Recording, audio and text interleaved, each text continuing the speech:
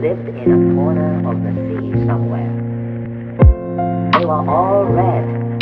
Only one of them was as black as a mussel shell. He swam faster than his brothers and sisters. His name was Swimmy. In one gulp, he swallowed all the little red fish. Only Swimmy escaped. He swam away in the deep, wet world. He was scared, lonely, and very sad.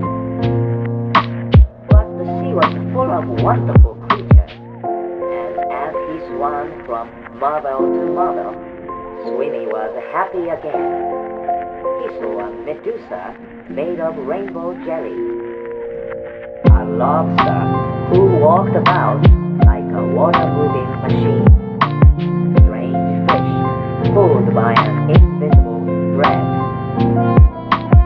a forest of seaweeds growing from sugar candy rocks, an eel whose tail was almost too far away to remember, and sea anemones who looked like pink palm trees swaying in the wind.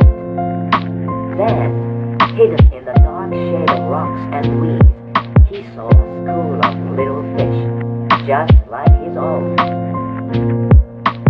"Let's go and swim and play and see things," he said happily. "We can't," said the little red fish. "The big fish will eat us all." "But you can't just lie there," said Swimmy.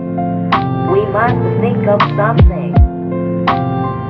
Swimmy thought and thought and thought. Then suddenly he said, "I have it!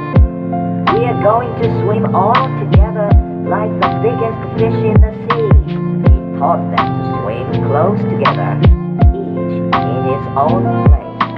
And when they had learned to swim like one giant fish, he said, "I'll be the eye."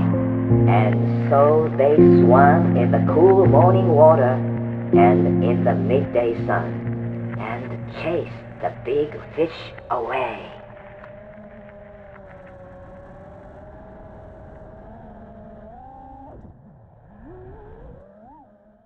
A lobster who walked about like a water-moving machine,